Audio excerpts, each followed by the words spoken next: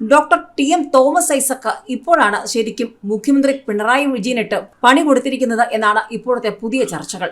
കാരണം മസാല ബോണ്ടിൽ തീരുമാനമെടുത്തത് മുഖ്യമന്ത്രി ചെയർമാനായ ഡയറക്ടർ ബോർഡാണെന്ന് ഇഡിക്ക് മറുപടി നൽകി തോമസ് ഐസക് രംഗത്ത് വന്നതോടെയാണ് പുതിയ ചർച്ചകൾ. മസാല ബോണ്ടിൽ തനിക്ക് മാത്രമായി ഒരു ഉത്തരവാദിത്വവുമില്ലെന്നാണ് മുൻ ധനകാര്യമന്ത്രി തോമസ് ഐസക് പറയുന്നത്.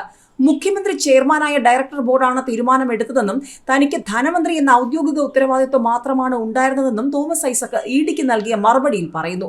കഴിഞ്ഞ ദിവസമായിരുന്നു ഇഡിക്ക് മുന്നിൽ തോമസ് ഐസക് അവസാനമായി ഹാജരാകേണ്ടിയിരുന്നത്. എന്നാൽ അദ്ദേഹം കഴിഞ്ഞ ദിവസവും ഹാജരായിരുന്നില്ല. തുടർന്നാണ് ഇഡിക്ക് മറുപടി നൽകിയത്.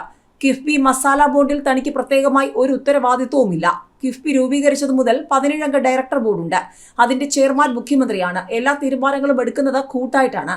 ധനമന്ത്രി എന്ന ഔദ്യോഗിക ഉത്തരവാദിത്വമല്ലാതെ ഇക്കാര്യത്തിൽ തനിക്ക് യാതൊരു പ്രത്യേക അധികാരവുമില്ല എന്ന് തോമസ് ഐസക് നൽകിയ 7 പേജുള്ള മറുപടിയിൽ പറയുന്നു.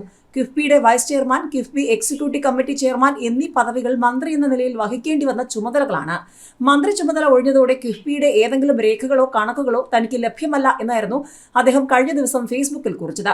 ഇതിൽ വ്യക്തത വരുത്തിയാണ് ഇപ്പോൾ മുഖ്യമന്ത്രി ചെയർമാനായ ബോർഡ് അംഗം കൂട്ടായാണ് തീരുമാനമെടുത്തതെന്നും ധനമന്ത്രി എന്ന ഔദ്യോഗിക ഉത്തരവാദിത്വം മാത്രമായിരുന്നു തനിക്കെന്നും തോമസ് ഐസക് കത്തിൽ പറയുന്നത്.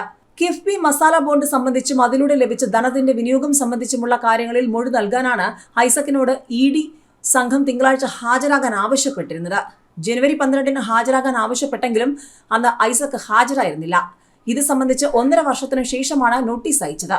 ആദ്യം നൽകിയ 2 സമൻസുകൾ ഹൈക്കോടതിയിൽ തോമസ് ഐസക് ചോദ്യം ചെയ്തിരുന്നു. ഹർജിയിൽ തുടർ നടപടികൾ ഹൈക്കോടതി കഴിഞ്ഞ മാസം അവസാനിപ്പിച്ചിരുന്നു.